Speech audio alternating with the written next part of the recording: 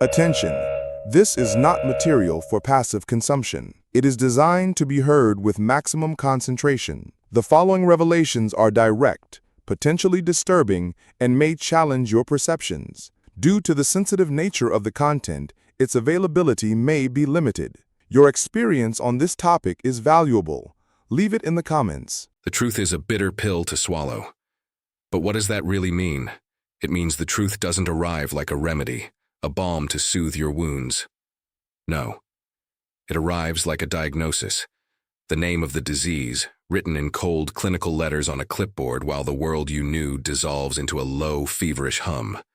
The truth is the label on the poison bottle, the danger sign on a bridge you've already crossed. And tonight, we're taking our dose. Because ignorance might be bliss, but in this world of smoke and mirrors, it's a luxury you can't afford. People like to think of monsters as creatures of lore, beasts that lurk in the darkness, in the forgotten corners of the world. They feel safe in their well-lit homes, locking their doors to keep the night outside. The fatal mistake is thinking the monster needs to break the door down. Sometimes he's already inside. He has a key. He's had dinner with you, laughed at your jokes, maybe even told you he loved you. The real horror isn't the unknown out there. It's the unknown you thought you knew. The void wearing a familiar face as a mask. Every story has a beginning. This one starts not with a bang, but with a whisper of something wrong. It's a note played out of key in a familiar melody, a hairline crack in a porcelain vase. You dismiss it at first. It's easier. You chalk it up to stress, a bad day, your own overactive imagination. But the whisper persists, a low, steady hum beneath the surface of normalcy. It's the feeling that the eyes watching you aren't truly seeing you, but reading you, scanning, calculating. Individuals high in psychopathic traits are masters of camouflage. They are social chameleons, mirroring back to you the person you want to see. They study human emotion the way a scholar studies an ancient text, with intellectual curiosity, but without any personal connection. They learn the words, the gestures, the inflections. They can construct a facade of normalcy so convincing, so utterly charming, that to doubt it feels like a form of madness. This is the mask of sanity that psychiatrist Hervey Cleckley wrote about decades ago. A perfectly rendered, but entirely hollow imitation of a functioning human being. That's why the first signs are rarely a fire alarm. They're more like the faint smell of smoke you dismiss until the flames are licking at the walls. The pieces were on the board. Now it was time to watch them move. But what does that really mean? It means the game has been afoot long before you ever knew you were playing. And the first move was a lie. But what does that really mean? It means the very foundation of your reality was built on sand. Many believe psychopaths are only found in prisons or thrillers. But traits associated with psychopathy are present in everyday life, often hidden in plain sight. This video uncovers 3 critical early signs you might be overlooking, providing essential knowledge to help you identify potential risks in your own proximity. The first sign is a pervasive, almost casual relationship with dishonesty. We call it pathological lying, but that sounds too clinical. Think of it as breathing lies instead of air. It's not just about big self-serving deceptions. It's the small ones, the pointless ones. They'll tell you they had a bagel for breakfast when they had toast. They'll invent a dramatic story about their commute involving a near-miss accident that never happened. The lies are constant, a stream of static that obscures the truth.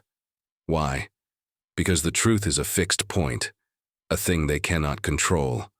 A lie is a creation. It's a pocket universe where they are the god, and with each lie they tell, they test your reality, your perception. It's an act of contempt. Every pointless lie they get away with is a silent confirmation of their superiority and your gullibility. They are building a narrative, a grand fictional version of themselves, and they need you to believe in it. When you catch them in a contradiction, the reaction is the real tell. There is no shame, no embarrassment.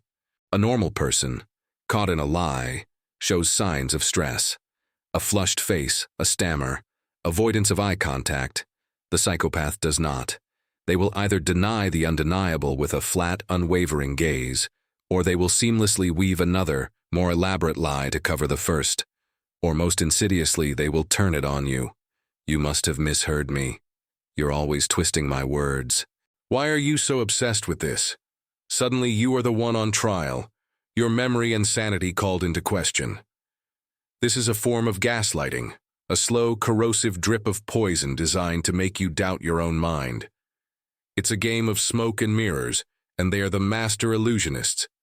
The second sign is more subtle and far more chilling. It's a profound deficit in emotional resonance. Think of it as a hollow echo where a feeling should be. They have learned through a lifetime of observation what emotions look like from the outside. They know the proper facial expression for sadness, the correct words of comfort for a grieving friend, the right tone of voice for excitement. They can perform these emotions flawlessly, like a classically trained actor hitting their marks. But it's a performance. There's nothing behind the curtain. You'll see it in moments of genuine human connection. You share a story of a deep personal failure, and they'll offer a perfectly scripted response of sympathy, but their eyes are blank, distant. You share a moment of pure joy, and their smile doesn't quite reach their eyes. It's a mask, expertly worn, but a mask nonetheless. This is most apparent in what we call the pity play. They are masters at eliciting sympathy. They will construct elaborate sob stories about their tragic past, their unfair treatment by the world, their litany of woes. These stories are designed to disarm you, to make you see them as a victim, to trigger your natural human impulse to nurture and protect. But watch closely. The emotion they display is often theatrical, over the top, and strangely disconnected from the details of the story.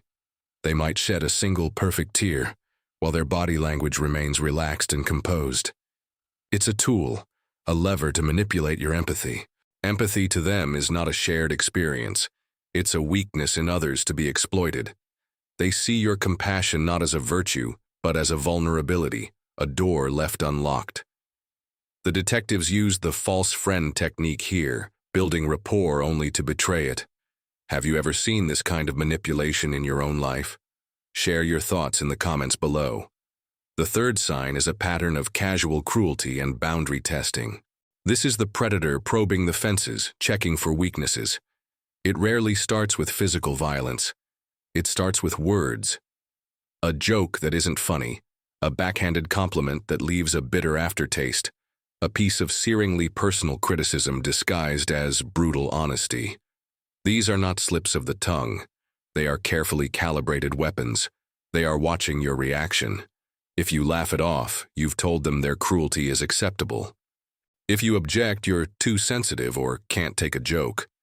They are systematically desensitizing you, pushing your boundaries back inch by inch until you no longer know where they are. This extends to actions.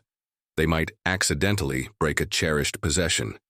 They might forget an important promise. They might flirt outrageously with someone else in front of you, only to later claim you're being paranoid. Each of these acts is a small violation, a test of your resolve. They are looking for the path of least resistance. They want to know how much you will tolerate. This is how they groom their victims, slowly eroding their self-esteem and their trust in their own judgment. It's a slow-motion demolition of the soul, and they take a cold, calculating pleasure in the process. It's the thrill of control, the quiet satisfaction of seeing another human being bend to their will. This was the moment, the point of no return. The instant the mask doesn't just slip. But what does that really mean? It means the carefully constructed illusion evaporates in a flash of cold, hard reality. It shatters. But what does that really mean? It means, for one, terrifying second, you see what's really there. The charm melts away, the witty comebacks cease, the victim act dissolves, and you are staring into a void. It's an abyss of cold, predatory indifference. There is nothing there. No empathy, no remorse, no soul. Just a chilling, reptilian stillness. It's the moment all the little lies, the weird emotional disconnects, the casual cruelties, snap into focus. They cease to be isolated incidents and become a clear, horrifying pattern.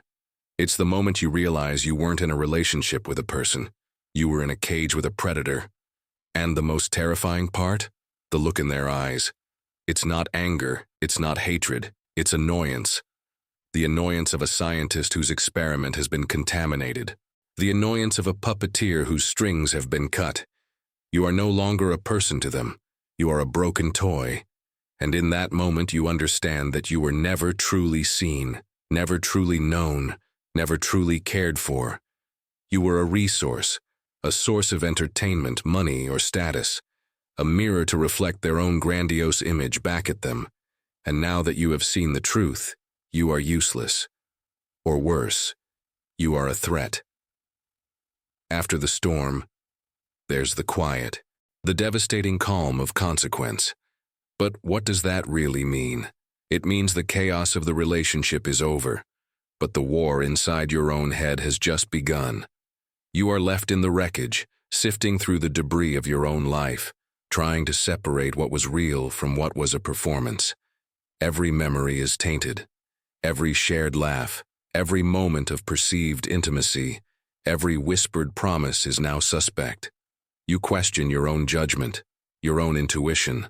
How could I have been so blind? How could I have missed this? The self-doubt is a prison of its own. You feel a profound sense of isolation, because how can you explain this to someone who hasn't lived it? How do you describe the void behind a charming smile? Friends and family might mean well, but they don't understand the psychological warfare you've endured. Just move on, they say. Forget about them. But it's not that simple. It's like trying to forget a plane crash you survived. You are left with a kind of psychological PTSD, a hypervigilance that makes it hard to trust anyone again, including yourself. The world feels like a more dangerous place, because you now know that monsters are real, and they don't always have fangs and claws. Sometimes they have the face of someone you loved. This pathological behavior is a classic example of the dark triad. To understand the other components, watch our deep dive into another case, linked in the description. In the end, it wasn't complicated. But what does that really mean? It means we try to dress it up in complex psychological terms, in diagnostic criteria, and academic theories. But when you strip it all away, it's the oldest story in the book. It's the story of the spider and the fly, the fox and the hen. It's the story of a predator and its prey. It's just another soul lost to the darkness that waits inside us all. But what does that really mean? It means that the capacity for this kind of emptiness, this cold, predatory calculus, is a part of the human condition. It's a ghost in our machine. For most of us, it remains a ghost, silenced by empathy, by conscience, by the simple, fragile threads of human connection that bind us together. But for some, the ghost is the one at the controls. They are not broken people. They are different people. They are operating on a different moral and emotional software. And to pretend otherwise, to believe you can fix them or save them, is to walk willingly into the spider's web. The only lesson to be learned here is one of vigilance. It's not about living in fear, but living with your eyes open.